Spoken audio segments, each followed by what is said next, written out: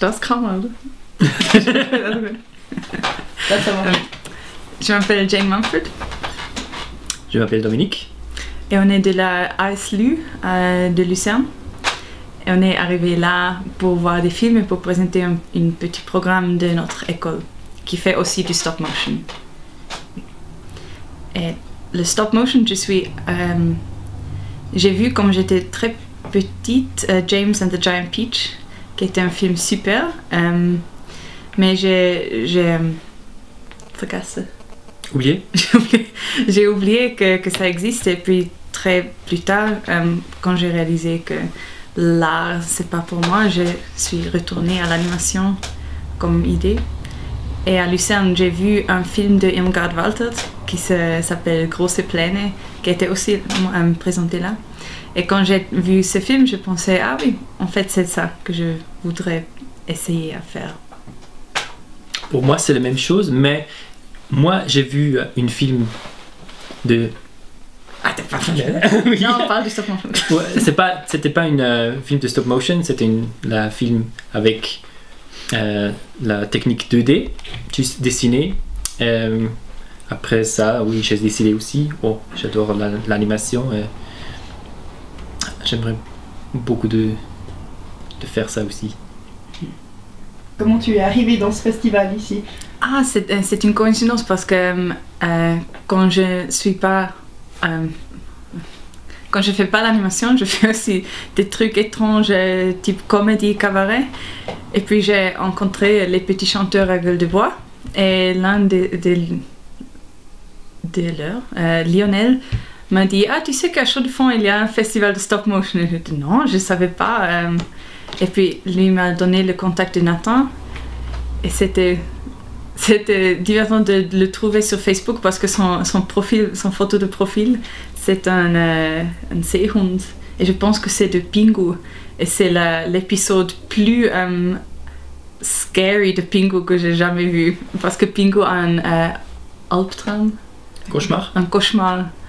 Et il y a oui. Donc je savais, ça doit être le juste Nathan parce que c'est aussi stop motion, le film. Et puis j'ai dit que je suis d'une école qui offre des cours de stop motion. Et donc elle a dit, ah oui, peut-être tu peux nous envoyer des films. Et j'ai dit, oui, peut-être je peux venir ici. Et à travers beaucoup de peut-être, ça fonctionnait. Comment tu vis le stop motion pour toi? Qu'est-ce que ça donne comme possibilité? Pour moi, c'est la magie de savoir que quelque chose n'est pas réel, parce qu'on l'a vu plus ou moins toujours que c'est pas une chose réelle, que c'est une chose faite exprès pour raconter une histoire, mais en même temps on le croit que qu'il soit réel. Et c'est pouvoir montrer que quelque chose est fait d'humain, mais aussi que c'est vivant. Ça me plaît beaucoup. Et aussi l'approche très, très intuitive, quand on peut bouger les choses directement. Il n'y a pas des phases. Je fais aussi 2D comme Dominique, mais la chose qui me plaît du stop motion, c'est qu'on peut vraiment le faire. On peut dire non, je le fais différemment. Forget the layout, forget the storyboard, je le fais comme ça maintenant. C'est plus direct. Ça me plaît aussi. Et je sais pas, la différence entre le stop motion et le cinéma, tu as pensé sur ça? Il y a beaucoup de différences, et en même temps il n'y a pas de différence parce que c'est l'histoire qui est la base. C'est juste avec stop motion, c'est l'abstraction est plus grand que dans le cinéma, de temps en temps. Mais moins du 2D. Moins du 2D parce que il a du caractère. Ouais. Plus. Mais c'est un objet, c'est solide. Mais oui, c'est très similaire, je crois. Il y a beaucoup de similarités. Tu pourrais raconter le film que moi j'ai vu avant la machine avec les lumières. Si tu peux raconter en quelques mots. Okay. C'est un film que j'ai fait avec Justin Kleiber, qui maintenant travaille en allemand. Stuttgart. À Stuttgart pour Studio Soy. Oui, Studio Soy, comme vous. Et on a créé une histoire qui est un monde où il y a une grande lumière et toutes les personnes qui habitent dans ce monde regardent seulement la lumière. Et la chose qu'on ne sache pas en avant, c'est que la lumière est faite de toutes les petites lumières de toutes les personnes. Mais ils ont donné sa lumière et ils sont devenus passifs. Et puis l'un des personnes retrait sa lumière et réalise qu'il peut voir les choses immédiatement, directement. Et puis il veut communiquer avec les autres, mais ils ont donné leur lumière aux grandes, comme un soleil dans la nuit. Et puis il a les problèmes à réaliser qu'il est seul et il fait un peu de bruit dans ce monde trop passif. Toi, t'as travaillé encore sur celui où il n'y a pas de visage?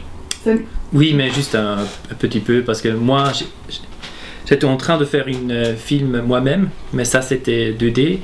Mais j'ai eu du temps libre et il m'a demandé que si je peux aider. Et j'ai dit oui. C'était juste de petits travaux comme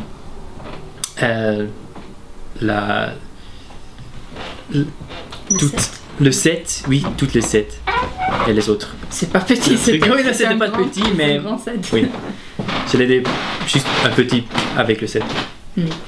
Ça c'est la belle chose à l'école à Isloo, c'est qu'on a toujours besoin d'aide, donc on a toujours besoin d'étudiants des années plus bas, donc on peut les prendre à aider avec les films de 3e année. Super. On aide, on apprend. Oui, on aide, on apprend et on sait. Oui, je fais jamais un film comme ça. C'est trop compliqué. Ou je veux absolument faire un film exactement comme ça parce que c'est super. Je sais pas. Ouais. C'est pas possible de tout faire toute seule.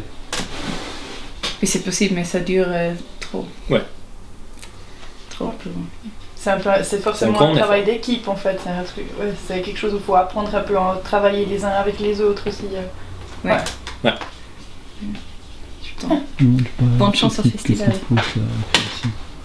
La dernière question, c'est en fait pour ton film, qu'est-ce qui t'a poussé à avoir envie de faire ce film, de raconter cette histoire-là? D'où est-ce que ça vient? C'est une bonne question parce que j'ai oublié comment précisément on a trouvé cette idée. Mais on était assis, moi et Justine, et on a cherché. Je pense qu'on avait seulement des images en avant. On n'avait pas l'histoire. On savait quel type d'image il doit être et quel type d'atmosphère on voulait. Mais on ne savait pas encore qu'est-ce qui serait l'histoire. Et trouver l'histoire, c'était le plus dur. Parce que c'est très libre, on peut l'interpréter comme on veut. Et donc on doit battre avec chacun des profs à les dire non, on veut le faire comme ça. C'est un bon exercice. On pousser une idée aussi si on n'est pas sûr si le public plus tard l'interprétera comme on le voulait. Et on voulait avec beaucoup d'animation. On voulait animer des figures vraiment humaines. Maintenant ils sont des aliens, mais ils ont les mêmes physiques comme un être humain. Oui. Je me pose chaque fois la question, quand je rencontre des artistes, qu'est-ce qui les pousse à vouloir créer quelque chose? Est-ce qu'il y a d'où vient la nécessité de le faire? S'il y a une nécessité, est-ce que c'est un jeu? Est-ce que c'est pour un passe-temps? Est-ce que c'est quelque chose qui a besoin de sortir? Je sais pas, je me demande chaque fois. Oui, le sentiment, c'était vraiment... Pour moi, je sais pas qu'est-ce qu'il était pour Justine, parce qu'on avait tous les deux des idées un peu différentes. Mais pour moi, c'était ce sentiment de voir toutes les personnes devenir passives en regardant la télé, en regardant les téléphones. C'était comme une force qui est plus forte que ce que nous fait des humains. C'est quelque chose que nous attire Mais en fait, ils sont les choses qui nous ont fait nous-mêmes. Donc c'est ironique qu'après, on est devenu des esclaves de notre même création. Et donc le sentiment du petit caractère, je le comprends bien, parce que quelquefois on veut dire mais réveillez-vous un peu, tout le monde est assis sur un lieu très confortable et attend, et on ne sait pas qu'est-ce qu'ils attendent. Et rien ne se change si on ne fait rien. Mais ce n'était pas à cause un élément de la société spécifique, c'était plus ce sentiment de vouloir réveiller les gens un peu. Good.